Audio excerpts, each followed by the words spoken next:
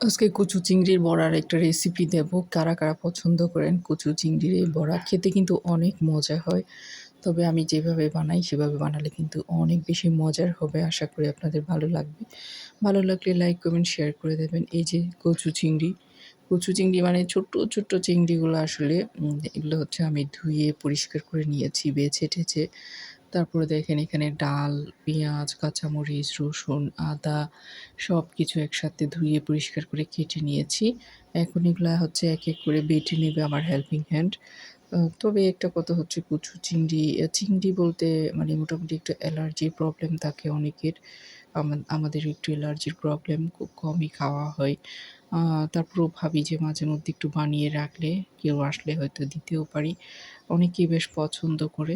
এই যে এখানে কিন্তু মসুরের ডাল সেটা বেটে দিচ্ছি। আর হচ্ছে সবকিছু বেটে নিলাম। এ এখন এক, এক করে সব এখানে দিব। ১ম এ দিয়ে দিব হচ্ছে আমি এখানে আদা, রসুন আর পেঁয়াজের পেস্ট। আপনারা চাইলে কুচি দিতে পারেন পেঁয়াজ, কোনো সমস্যা নেই। এখানে কিন্তু কচু চিংড়িটাও বেটে নিয়েছে পাটার মধ্যে। এখন হচ্ছে পেঁয়াজ বাটা, আদা বাটা আর হচ্ছে রসুন বাটা এগুলো দিয়ে দিয়েছি।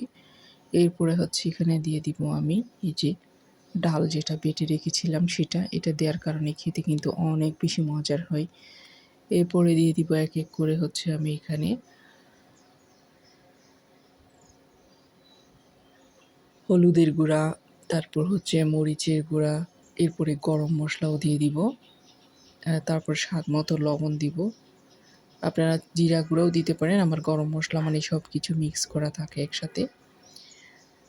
এখানে আমি হলুদও দিয়েছি, মরিচও দিয়েছি, লবণও দিয়ে দিব স্বাদমতো। ভালো করে একটু হাতে মেখে নিব। এরপরে আরও একটা ইনগ্রেডিয়েন্ট দিব আমি। মাখাতে হবে সব মসলা যাতে চিংড়ির সাথে খুব সুন্দর করে মিক্স হয়ে যায়। খুব মজার একটা খাবার, তবে আমাদের অ্যালার্জির প্রবলেম থাকার কারণে আসলে খুব একটা খাওয়া হয় না।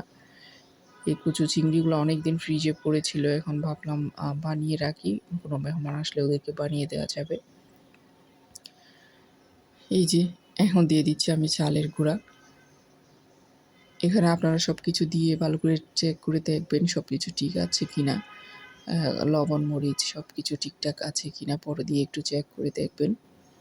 খুব ভালো করে মাখায় নিচ্ছি। এরপরে আমি গোল, গোল করে চ্যাপ্টা করে শেপ করে ডিপ ফ্রিজে রেখে দিব।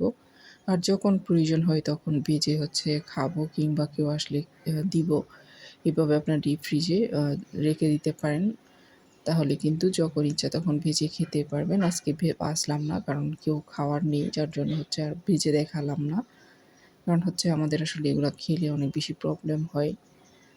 আপনারা চাইলে বানিয়ে রাখতে পারেন। খুবই মজার। এভাবে একবার হলেও ট্রাই করে দেখবেন। ভালো লাগলে লাইক, কমেন্ট, শেয়ার করে দেবেন।